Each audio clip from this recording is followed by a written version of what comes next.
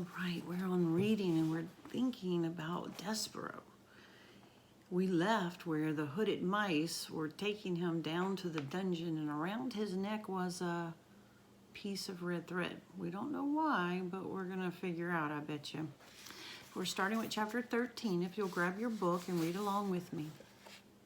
Together the three mice traveled down, down, down.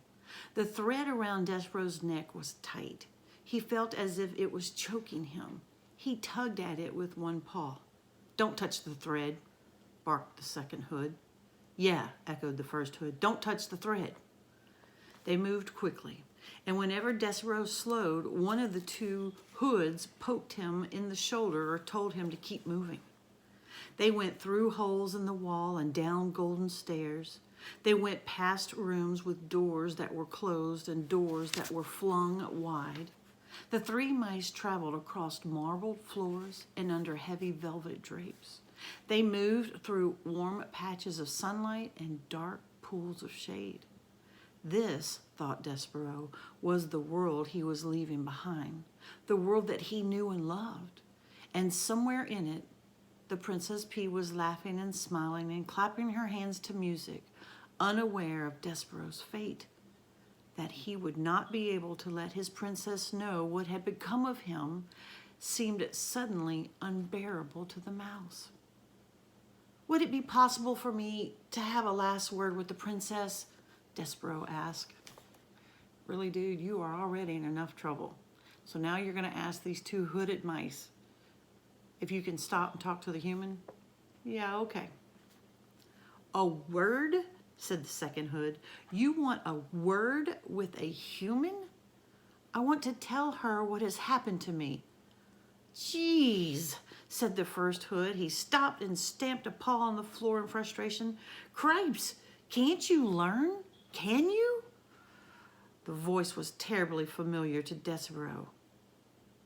"Furlough?" he said. "What?" said the first hood irritably. Despero shuddered. His own brother was delivering him to the dungeon. His heart stopped beating and shrunk to a small, cold, disbelieving pebble. But then, just as quickly, it leapt alive, beating with hope. "Furlough," Despero said, and he took one of his brother's paws in his own. "Please, Furlough, please let me go. Please, I'm your brother."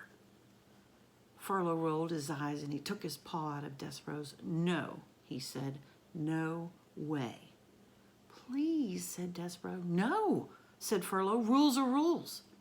Reader, do you recall the word perfidy? Perfidy. As our story progresses, perfidy becomes an ever more appropriate word, doesn't it? Perfidy was certainly the word that was in Despero's mind as the mice finally approached the narrow, steep stairs that led to the black hole of the dungeon. They stood, the three mice, two with hoods and one without, and contemplated the abyss that was before them. And then Furlough stood up on his hind legs and he placed his right paw over his heart. "For the good castle mice," he announced to the darkness, "we deliver this day to the dungeon a mouse in need of punishment. He is, according to the law that we have established, wearing the red thread of death." "The red thread of death," repeated Despero in a small voice. Wearing the red thread of death was a terrible phrase. But the mouse didn't have long to consider its implications because he was suddenly pushed from behind by the hooded mice. The push was a strong one, and it sent Despero flying down the stairs into the dungeon. And as he tumbled, whisker over tail, through the darkness, there were only two words on his mind. One was perfidy, and the other word that he clung to was P. Perfidy, P. Perfidy, P. These words were the words that pinwheeled through Despero's mind as his body descended into the darkness. Oh, it's awful. Just awful. Can you see the picture? I know you have your book, but I just want you to look at it. His own brother was one of the hooded mice. Good night. All right, we're on chapter 14. Despereaux lay on his back at the bottom of the steps and touched the bones in his body one by one. They were all there, and amazingly, they were unbroken. He got to his feet and became aware of a terrible, foul, extremely insulting smell. It means it stunk down there. The dungeon, reader, stank. It stank of despair and suffering and hopelessness, which is to say that the dungeon smelled of rats.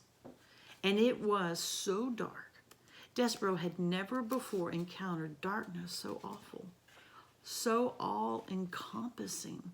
The darkness had a physical presence as if it were being all of its own. The mouse held one small paw up in front of his whiskers. He could not see it. And he had the truly alarming thought that perhaps he, Despereaux Tilling, did not exist. "Oh my," he said out loud. His voice echoed in the smelly darkness. "Perfidy," said Despereaux, just to hear his voice again, just to assure himself that he did exist. "He," said Despereaux, and the name of the beloved was immediately swallowed up by the darkness. He shivered. He shook. He sneezed. His teeth chattered. He longed for his handkerchief. He grabbed hold of his tail. It took him a long, frightening moment to even locate his tail, so absolute was the darkness. To have something, anything to hold on to. He considered feigning. He deemed it the only reasonable response to the situation to which he found himself. But then he remembered that the words of the threadmaster, honor, courtesy, devotion, and bravery. "I will be brave," thought Despereaux. "I will try to be brave like a knight in shining armor. I will be brave for the Princess P." How best for him to be brave? He cleared his throat. He let go of his tail. He stood up straighter. "Once upon a time," he said out loud to the darkness. He said those words because they were the best, the most powerful words that he knew, and just saying them comforted him. "Once upon a time," he said again, feeling a tiny bit braver, "there was a knight, and he wore always an armor of shining silver." "Once upon a time," boomed a voice from the darkness. "A knight in shining armor? What does a mouse know of such things?" The voice, the loudest voice Despereaux had ever heard, could only, he assumed, belong to the world's largest rat. Despereaux's small, overworked heart stopped beating, and for a second time that day, he fainted. That mouse, him and the fainting is just cracking me up. Okay, so we have, we're going to learn another word, schema. Schema is something that you have already in your brain that you've seen or experienced or know something about.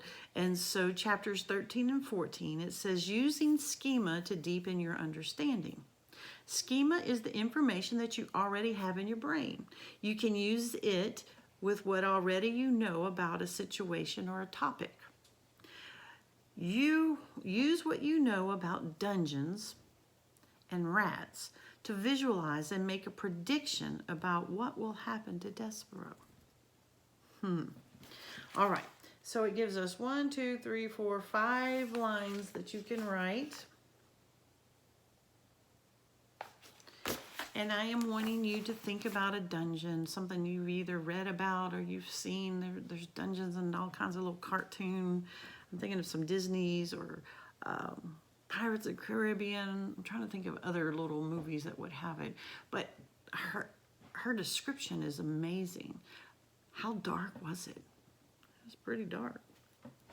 How bad did it smell? I could almost smell it reading the book, right? So they're wanting to know what you think will happen to the mouse, Despero while he's in this dark, smelly dungeon. Now, we know there's rats in there. We know something talked back to Despero. I don't know if it's a rat, or a person, or another animal. We don't know yet. So you're going to write your prediction. I want 4 really good sentences that you're going to say. I predict that Despero is in an awful place. And you're going to tell me a little bit about the place. And then you're going to tell me what you think might happen to him. All right? Get to writing.